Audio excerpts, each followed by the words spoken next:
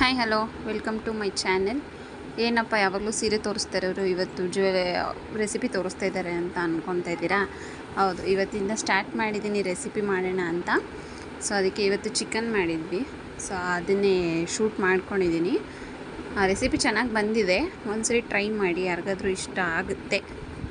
ಇಷ್ಟ ಆದರೆ ಟ್ರೈ ಮಾಡಿದರೆ ಕಮೆಂಟಲ್ಲಿ ತಿಳಿಸಿ. ಏನಿಲ್ಲ, ಇದು ಮುದ್ದೆಗೆ, ಚಪಾತಿಗೆ, ರೈಸಿಗೆ, ರೋಟಿ ಎಲ್ಲದಕ್ಕೂ ಕಾಂಬಿನೇಷನ್ ಚೆನ್ನಾಗಿರುತ್ತೆ. ಹೇಗೆ ಮಾಡೋದು ಅಂತ ನೋಡೋಣ. ಒಂದು ಪ್ಯಾನ್ಗೆ ಸ್ವಲ್ಪ ಆಯಿಲು, ಅಂದರೆ 1 ಟೇಬಲ್ ಸ್ಪೂನಷ್ಟು ಆಯಿಲು, ಒಂದು ಈರುಳ್ಳಿ, ಚಿಕ್ಕದಾದರೆ ಒಂದು ಈರುಳ್ಳಿ, ದೊಡ್ಡದಾದರೆ ಒಂದು ಅರ್ಧ ಈರುಳ್ಳಿ ಆದರೆ ಸಾಕು. ಅದನ್ನು ಫ್ರೈ ಮಾಡ್ಕೋಬೇಕು. ಸ್ವಲ್ಪ ಟ್ರಾನ್ಸ್ಪರೆಂಟ್ ಆಗೋವರೆಗೂ ಫ್ರೈ ಮಾಡಿಕೊಂಡು ಒಂದು ಗಡ್ಡೆಯಷ್ಟು ಬೆಳ್ಳುಳ್ಳಿ, ಚಿಕ್ಕದು ಒಂದು ಗಡ್ಡೆಯಷ್ಟು ಬೆಳ್ಳುಳ್ಳಿ ಹಾಕೋಬೇಕು. ಅದನ್ನು ಜೊತೆಗೆ ಫ್ರೈ ಮಾಡ್ಕೋಬೇಕು. ಇದಕ್ಕೆ ನಾನು ಯಾವುದೇ ಚಕ್ಕೆ ಲವಂಗ ಆಗಲಿ, ಕಡಲೆ ಆಗಲಿ, ಗಸಗಸೆ ಆಗಲಿ ಏನೂ ಯೂಸ್ ಮಾಡಿಲ್ಲ. ಜಸ್ಟ್ ಸಿಂಪಲಾಗಿ ಮಾಡ್ಕೊಂಡಿದ್ದೀನಿ ಅಷ್ಟೇ. ನೆಕ್ಸ್ಟ್ ಇದಕ್ಕೆ ಒಂದು 3 ಮೆಣಸಿನ್ಕಾಯಿ, 1-2 ಇಂಚಷ್ಟು ಶುಂಠಿ, ಸ್ವಲ್ಪ ಕರಿಬೇವು ಫ್ಲೇವರ್ಗೋಸ್ಕರ ಅಷ್ಟೇ. ಇದನ್ನು ಸ್ವಲ್ಪ ಲೈಟಾಗಿ ಫ್ರೈ ಮಾಡ್ಕೋಬೇಕು.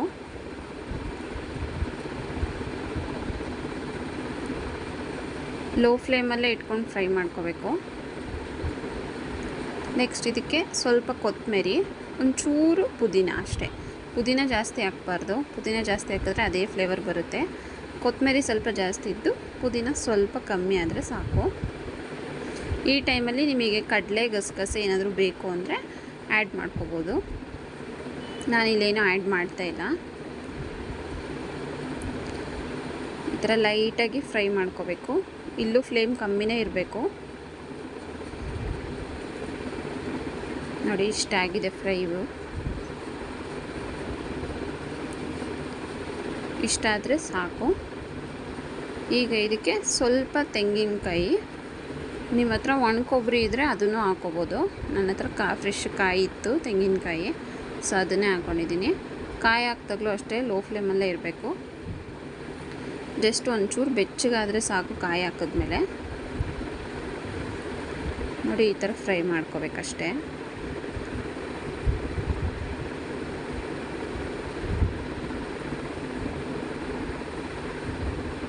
ಜಾಸ್ತಿ ಕಾಯಿನೂ ಹಾಕೋಕೆ ಹೋಗಬಾರ್ದು. ಒಂದು ಚಿಕ್ಕ ಬೌಲಲ್ಲಿ ಒಂದು ಬಟ್ಲು ಹಾಕಿದ್ರೆ ಸಾಕು.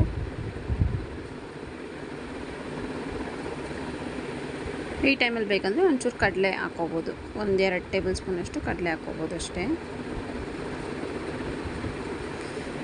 ಇದನ್ನು ಆರಕ್ಕೆ ಹಂಗೆ ಬಿಡಬೇಕು. ಆರಕ್ಕೆ ಬಿಟ್ಬಿಡಬೇಕು. ನೆಕ್ಸ್ಟು ಒಂದು ಕುಕ್ಕರ್ಗೆ 2 to 3 ಟೇಬಲ್ ಸ್ಪೂನ್ ಆಗೋಷ್ಟು ಆಯಿಲ್ ಹಾಕೋಬೇಕು.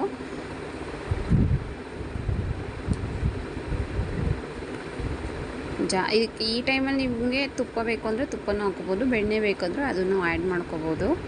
ನಾನು ಇಲ್ಲೇನೂ ಆ್ಯಡ್ ಮಾಡಿಲ್ಲ. ಇದಕ್ಕೆ ಎಣ್ಣೆ ಒಂಚೂರು ಕಾಯ್ದ್ಮೇಲೆ 1 ಇಂಚಷ್ಟು ಚಕ್ಕೆ, 4 ಲವಂಗ, ಒಂದು ಏಲಕ್ಕಿ ಒಗ್ಗರಣೆಗೆ ಅಷ್ಟೇ ಹಾಕೋಬೇಕು. ಆಮೇಲೆ ಸಣ್ಣದಾಗಿ ಹೆಚ್ಚಿರೋ ಈರುಳ್ಳಿ, ದೊಡ್ಡದಾದರೆ 1 ಸಾಕಾಗುತ್ತೆ, ಚಿಕ್ಕದಾದರೆ 2 ಈರುಳ್ಳಿ ಬೇಕಾಗುತ್ತೆ. ಸಣ್ಣಗೆ ಚಾಪ್ ಮಾಡಿರಬೇಕು.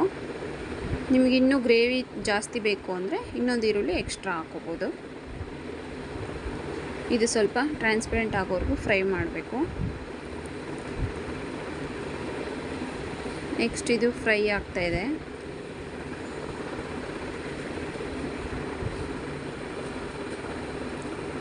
ಇದು ಅಷ್ಟೇ ಲೋ ಫ್ಲೇಮಲ್ಲಿ ಇಟ್ಕೊಂಡೆ ಮಾಡಿಕೊಂಡ್ರೆ ಈರುಳ್ಳಿದು ಟೇಸ್ಟ್ ಚೆನ್ನಾಗಿ ಬರುತ್ತೆ. ನೋಡಿ, ಇಷ್ಟ ಆದರೆ ಸಾಕು. ಇಷ್ಟು ಫ್ರೈ ಆದರೆ ಸಾಕು ಈರುಳ್ಳಿ. ನೆಕ್ಸ್ಟ್ ಇದಕ್ಕೆ 2 ಟೊಮೆಟೊ ಹಾಕ್ಕೊಂಡಿದ್ದೀನಿ. ನಾನು ಯೂಸ್ ಮಾಡಿರೋದು ಹುಳಿ ಟೊಮೆಟೊ. ಇದನ್ನು ಕೂಡ ಸಣ್ಣದಾಗಿ ಹೆಚ್ಕೊಂಡು ಹಾಕ್ಕೋಬೇಕು. ಚಿಕ್ಕದಾದರೆ 1 ಸಾಕಾಗುತ್ತೆ. 1 ಟೊಮೆಟೊ ಸಾಕು. ದೊಡ್ಡದಾದರೆ 1 ಸಾಕು, ಚಿಕ್ಕದಾದರೆ 2 ಟೊಮೆಟೊ ಹಾಕ್ಕೋಬೇಕು. ನೋಡಿ, ಒಂದು ಮಿಕ್ಸ್ ಕೊಟ್ಟು ಟೊಮೆಟೊ ಹಾಕಿದ್ಮೇಲೆ ಆ್ಯಸ್ ಇಟ್ ಈಸ್ ಎಲ್ಲರೂ ಉಪ್ಪು ಹಾಕ್ತಾರೆ. ಒಂಚೂರು ಪುಡಿ ಉಪ್ಪು ಹಾಕ್ಕೊಂಡು ಫ್ರೈ ಮಾಡ್ಕೊಬೇಕು. ಒಂದು ಸ್ವಲ್ಪ ಪುಡಿ ಉಪ್ಪು ಹಾಕಿದ್ದೀನಿ ಅಷ್ಟೇ. ಮತ್ತು ಮುಂಚೆ ಮರ್ತೋದೆ ಅದು ವೀಡಿಯೋ ಮಾಡ್ಕೊಳ್ಳೋದು. 1/4 kg ಚಿಕನಿಗೆ ಒಂಚೂರು ಉಪ್ಪು, ಒಂಚೂರು ಚಿಲ್ಲಿ ಪೌಡ್ರು, ಒಂದು ಸ್ವಲ್ಪ ಅರಿಶಿನ, ಸ್ವಲ್ಪ ನಿಂಬೆ ರಸ ಹಾಕಿ ಮ್ಯಾರಿನೇಟ್ ಮಾಡಿ ಇಟ್ಕೋಬೇಕು. ಅದು ಒಂದು 20 to 25 ಮಿನಿಟ್ಸ್ ಮ್ಯಾರಿನೇಟ್ ಆದರೆ ಸಾಕು. ಅದನ್ನು ನಾನು ಆಲ್ರೆಡಿ ಮ್ಯಾರಿನೇಟ್ ಮಾಡಿ ಇಟ್ಟಿದ್ದೀನಿ ನೋಡಿ. ಇದು ಇಷ್ಟು ಮಿಕ್ಸ್ ಮಾಡಿ ಒಂದು ಲಿಡ್ಸ್ ಕ್ಲೋಸ್ ಮಾಡಿ ಬಿಟ್ಬಿಡ್ಬೇಕು. ಒಂದು ಸ್ವಲ್ಪ ಹೊತ್ತು ಟೊಮೆಟೊ ಈರುಳ್ಳಿ ಜೊತೆ ಬೇಯ್ಕೋಬೇಕು. ಇದು ಬೇಯೋ ಅಷ್ಟೊತ್ತಲ್ಲಿ ಆಗಲೇ ಮಸಾಲೆ ಫ್ರೈ ಮಾಡ್ಕೊಂಡಿದ್ವಲ್ಲ ಅದನ್ನು ರುಬ್ಕೋಬೇಕು. ನುಣ್ಣಗೆ ರುಬ್ಕೊಬೇಕು ಅದನ್ನು. ಅದು ರುಬ್ಕೊಂಡಾದಮೇಲೆ ನೋಡಿ ಈ ರೀತಿ ರುಬ್ಕೊಂಡಿದ್ದೀನಿ. ಈ ಕನ್ಸಿಸ್ಟೆನ್ಸಿಲಿದ್ದರೆ ಸಾಕು, ತುಂಬ ನೀರು ಹಾಕಬಾರ್ದು ನೋಡಿ. ಇವಾಗ ಇದು ಈರುಳ್ಳಿ ಟೊಮೆಟೊನ ಸ್ವಲ್ಪ ಬೆಂದಿದೆ ಚೆನ್ನಾಗಿ. ಇಷ್ಟು ಬೆಂದ್ಕೊಂಡ್ರೆ ಸಾಕು. ಈ ಟೈಮಲ್ಲಿ ರುಬ್ಕೊಂಡಿರೋಂಥ ಮಸಾಲೆ ಹಾಕೋಬೇಕು.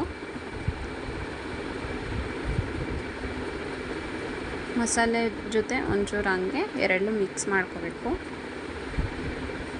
ಹಾಕ್ಕೊಂಡು ನೋಡಿ ಈ ರೀತಿ ಮಿಕ್ಸ್ ಮಾಡ್ಕೋಬೇಕು.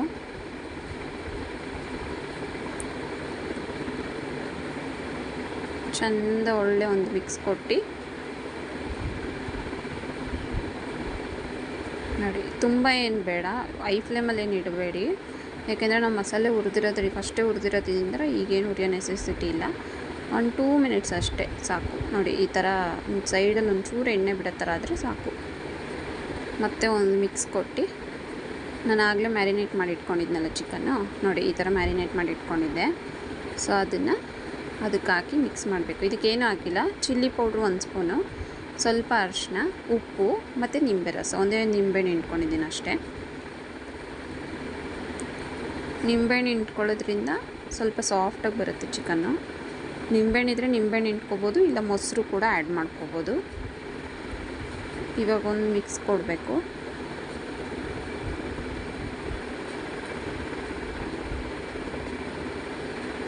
ಫ್ಲೇಮ್ ಕಮ್ಮಿಲೇ ಇರಬೇಕು, ಜಾಸ್ತಿ ಮಾಡಿದ್ರೆ ತಳ ಹಿಡಿದ್ಬಿಡುತ್ತೆ. ನೆಕ್ಸ್ಟ್ ಇದಕ್ಕೆ 1 ಟೇಬಲ್ ಸ್ಪೂನಷ್ಟು ಚಿಲ್ಲಿ ಪೌಡ್ರು, 2 ಟೇಬಲ್ ಸ್ಪೂನಷ್ಟು ಧನಿಯಾ ಪೌಡ್ರು, ಸ್ವಲ್ಪ ಚಿಕನ್ ಮಸಾಲ, ಸ್ವಲ್ಪ ಅರಿಶಿನ, ಇದಿಷ್ಟನ್ನು ಹಾಕೋಬೇಕು. ನಿಮಗೆ ಚಿಕನ್ ಮಸಾಲ ಬೇಡ, ಬೇರೆ ಫ್ಲೇವರ್ ಬೇಕು ಅಂದರೆ ಮಟನ್ ಮಸಾಲ ಕೂಡ ಆ್ಯಡ್ ಮಾಡ್ಕೋಬೋದು, ಅದು ಚೆನ್ನಾಗಿ ಬರುತ್ತೆ ನೋಡಿ. ಈ ಟೈಮಲ್ಲಿ ಈ ಮಸಾಲೆ ಎಲ್ಲ ಹಾಕಿ ಮಸಾಲೆ ಪೌಡರ್ ಹಾಕಿ ಮಿಕ್ಸ್ ಮಾಡ್ಕೋಬೇಕು ನೋಡಿ. ಈ ಥರ ಹಾಕಿ ಒಂದು ಮಿಕ್ಸ್ ಕೊಡಬೇಕು. ಇದು ಮಿಕ್ಸ್ ಆಗ್ತಿದ್ದಂಗೆ ಆಗಲೇ ಜಾರಲ್ಲಿ ಇತ್ತಲ್ವ ಮಸಾಲೆ, ಅದಕ್ಕೆ ಒಂಚೂರು ನೀರು ಹಾಕ್ಕೊಂಡು ನಾನು ಇದಕ್ಕೆ ಸೇರಿಸ್ಕೊಂಡಿದ್ದೀನಿ. ಇದು ನಿಮಗೆ ಗ್ರೇವಿ ಟೈಪ್ ಬೇಕಂದರೆ ಗ್ರೇವಿ ಟೈಪು ಮಾಡ್ಕೋಬೋದು, ಇಲ್ಲ ಸಾರು ಬೇಕು ಅಂದರೆ ಸ್ವಲ್ಪ ನೀರು ಜಾಸ್ತಿನೂ ಕೂಡ ಹಾಕ್ಕೋಬೋದು ನೋಡಿ. ಈ ಥರ ಒಂದು ಮಿಕ್ಸ್ ಕೊಟ್ಕೊಂಡು ಫ್ಲೇಮ್ ಕಮ್ಮಿಲೇ ಇರಬೇಕು, ಯಾವುದೇ ಕಾರಣಕ್ಕೂ ಜಾಸ್ತಿ ಮಾಡ್ಕೋಬೇಡಿ, ತಳ ಹಿಡಿದ್ಬಿಡುತ್ತೆ. ಈಗ ಒಂಚೂರು ನೀರು ಹಾಕ್ಕೋತಾ ಇದ್ದೀನಿ ನಾನು.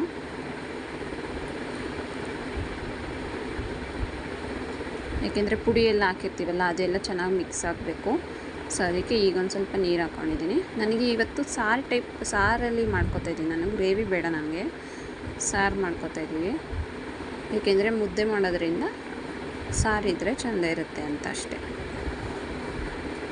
ಈ ಟೈಮಲ್ಲಿ ಕೊತ್ತಂಬರಿ ಬೇಕು ಅಂದರೆ ಅದನ್ನು ಹಾಕ್ಕೋಬೋದು, ಇಲ್ಲ ಕಸ್ತೂರಿ ಮೆಥಿ ಹಾಕ್ಕೊಳ್ಳೋರು ಅದನ್ನು ಹಾಕ್ಕೋಬೋದು.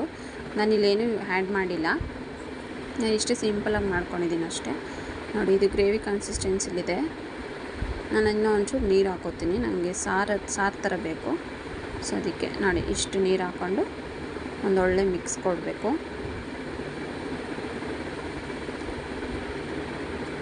ಈ ಥರ ಮಿಕ್ಸ್ ಮಾಡಿಕೊಂಡು